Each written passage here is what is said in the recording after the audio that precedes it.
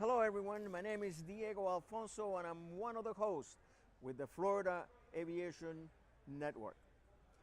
We are broadcasting live and in the clear from the Aerospace Discovery section of the Air Florida Museum located at the Sun and Fun in Lakeland, Florida. We're celebrating our 41st annual Sun and Fun Fly-In and Exposition. Today, our guest is Rob Holland. Rob is one of those persons that makes me jealous. He flies airplanes, but not only he flies airplanes with a twist. And when I mean a twist, they twist. He is the aerobatic national championship aerobatic. And he's here with us today. Rob, welcome to the show. Thank you for having me. It's a real pleasure to have you here, and I meant what I said. I mean, you know, I watch you flying, and I wish I'd be up there, you know, half of the time. Anyway, it's a lot of fun. Of course, I know it's a lot of fun, and I wish I could be doing that. But you know, I'm 70 already, so I gotta take it easy. You know what I mean? I'm Rob, sure you do just fine. Rob, I guess our viewers and listeners, they're interested in knowing, well, who are you? You know, what made you, first of all, what made you interested in flying? In other words, where did that dream come from? If you can share that with us. Sure. So when I was young, I mean, I've always been infatuated with airplanes, toy airplanes, and love flying. But when I was young, my dad brought me to an air show, just like we're having here at Sun and Fun. Right. And I saw people flying upside down and rolling and looping, and I fell in love with it. And I was on a mission from that point on to be an air show performer someday. And I've dedicated my whole life to getting to where I am today. Now, when did you get your first certificate? I imagine you got your private pilot certificate at some point? Yeah, I started flying when I was 18. I went to Daniel Webster College in New Hampshire through their aviation program. And when I was 19, I got my private pilot's license and just kept going through the program to get the rest of my ratings. When I graduated college, I flight instructed for a while. I towed banners. Eventually, I got a job flying commuter airlines. I flew corporate for a while. And then eventually, my corporate job went away, typical story. And Mike Goulian, who's another airshow performer, offered me a job teaching aerobatics at his flight school. I said, okay, and I'd built up some aerobatic experience to that point. So when I started doing that, I realized, hey, I can fly aerobatics and have other people pay for it. So I did that for a year. Then I actually started my own aerobatic school. And one of the airplanes we were leasing was a Pitt Special. Okay, love airplane. Great airplane. Yeah. I worked a deal with the gentleman who owned the airplane to start flying competition and air shows, and the rest is history. It's snowballed to where I am today. Snowballed from there. Now, what airplane are you flying right now? I currently fly the Wonderworld MXS. It's an all carbon fiber airplane, 370 horsepower. It's less than 1,200 pounds, and it's an amazing machine. Oh, absolutely it's gotta amazing. be. I've seen the things that you do with that thing, and still it holds together. You know, it's like amazing. Yeah. It's a great airplane. Now, of all the airplanes that you've flown, do you have any, with the exception of this one? I imagine you really love this airplane. Oh yeah. Which is number 2? Piper Cub. There you go. Real flying. I love. My first flying job was teaching in Piper Cubs. Okay. And in fact, right now my wife part-time teaches in Piper Cubs. And there's just something magical about flying around with 65 horse, slow with the door open. I mean, it's just an amazing experience, and you never get tired of it. That's right. That's what I call real flying. Exactly. Because the thing about when you learn to fly, and I learned to fly in an Aeronca Chief, which is in the same category, you know.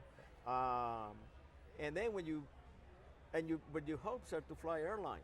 But when you do the airlines or corporate, I did that too. Then you fly too high and too fast. Yeah.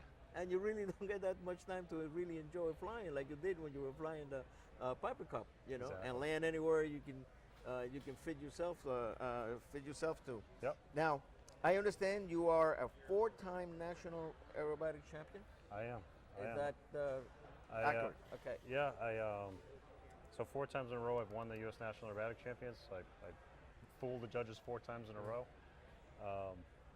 I'm also a member of the U.S. National Aerobatic team for the 3rd time on the Unlimited team. I was also on the Advanced team for 3 times. And this summer, the team's going to France for the World Aerobatic Championships, represent the United States, and do what we can to try to bring home the gold. Great. Now, I want to ask you a question, and I don't think I'm going to put you on the spot on this, but if you think of any aviation role models, what would you say, or which would you say would be your role model or models in aviation? There are so many for so many reasons. It's hard to nail it down to just one. There's the airshow performers that I grew up watching that I'm fortunate enough to actually fly with a lot of them today. Sean Tucker, Mike Goulian, Matt Chapman, and so many others. Bob Hoover is obviously an inspiration. I think he's everybody's inspiration. Jimmy Doolittle, the list goes on and on and on. Yes. My first flight instructor, he's the one who taught me how to fly. He's an inspiration too. Who? My first flight instructor. Oh, yes. So it's really hard to nail it down to just You one. never forget that guy. No. I'll tell you what's really neat about this industry. The first air show I went to, I saw a gentleman named Jim Parker and Dale Snodgrass. And Dale Snodgrass flying an F-14, Jim Parker was flying a Pitts, and when I walked in the air show, they did a canopy-to-canopy pass. That was the first thing I ever saw at an air show. I took a picture of it. To this day, I have that picture on my refrigerator, and that's what inspired me to do air shows. And all these years later, Jim Parker is a very good friend of mine, and I fly air shows every now and then with Dale Snodgrass. So it's really neat that you can grow up with these heroes that eventually become your friends. They're still my heroes, but now they're on speed dial. Well, you know what you got to do, though? Have him fly and take the same picture. I have. Oh, you did? I have. Yep. I did it with Dale Snodgrass here at Sun and Fun in 2010, and I just did it with Jim Parker last year. He was actually flying a glider, and I was flying inverted. That's awesome. Yeah. That's awesome. I did something similar to that, but not in the aerobatic category. But when my son was about 7 or 8 years old, we took him to the airport, and there was a debonair, and I put him on the wing, and I took a shot, picture. Time went by, he grew up, got married, had a son, and we found the same airplane. Really? In Orlando. Oh, cool. Now this is, the picture of him is in Jersey, and so we took him to same wing and took a picture. Now they got them side by side on the same thing. Now, what can you tell us without, I don't want to put you on the spot here, but are there any war stories? Anything that you can think back as a war story in your flying altogether? Not necessarily aerobatically, but so there's always stuff. I mean, you have to respect flying, right? Or else it'll bite you. You shouldn't be afraid of it, but you should have a heavy respect for it. And there's always things that pop up that, you try to plan and have contingencies for everything, but every now and then something does pop up. And probably most of my my war stories is actually flying with students. Right. Just when you think a student has showed you everything that could possibly go wrong, they show you something new. That's right. So that's old probably adage. where most of the stories come from. There's an old adage: the student that's out there to kill you. Yes. Yes. Yeah. I wonder what's more dangerous, aerobatics or flight instructing, Aerobatic flight instructing. Now, if you, I know you're in the system and everything is great, but is there anything that if you had the power, that you would change about aviation? I think I would try to make it more accessible. I think there are a lot of people that are very interested in flying and aviation, and there's a lot of great schools and academies, and there's a lot of great stuff out there, but the knowledge that it's out there and that it is accessible, I think a lot of people don't know that. And we need more people in this industry, this sport, this passion to keep it going and keep it going strong. cost is obviously a factor. It just keeps becoming more and more expensive. I don't know how you combat that, but it's something that kind of needs to be dealt with somehow. But yeah, I think just trying to get more people involved. I think there's more people that want to be involved, but they don't know how to come Right. be a part of it. Right. It's you know it's really a coincidence. I've asked that question 3 times already, and invariably the answer has been the same. You know, Yep. and different. In other words, from different walks of aviation, not necessarily aerobatics, and one of the things that we're seeing is like you hit the nail right on the head when you said to make it more accessible, and of course financially Yes. also, because everything is becoming so expensive.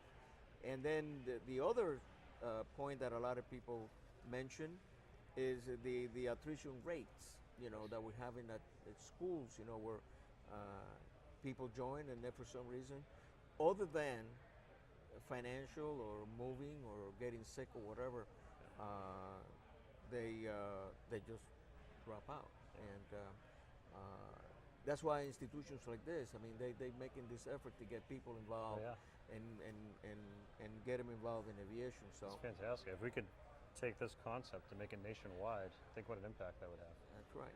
Now, let's say that I'm a pilot and I'm considering entering the aerobatic arena. Yes. What would Rob Williams would say to me? Find a good instructor. And there are a lot of very good instructors out there. Right. There are a lot of very good schools out there.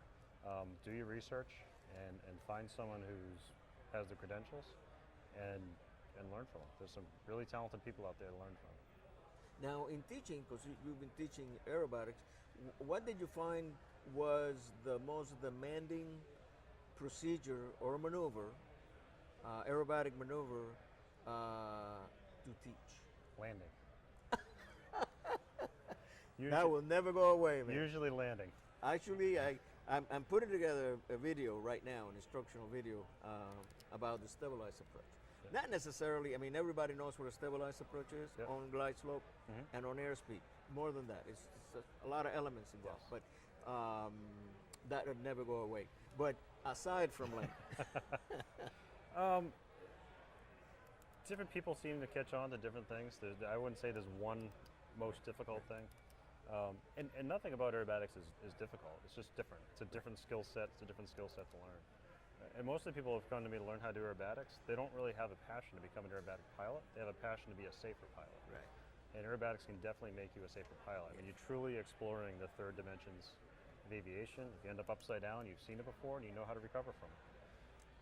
And a lot of those people that come purely to become safer pilots, they tend to fall in love with it too, and they go on to do more and more aerobatics. Right, right.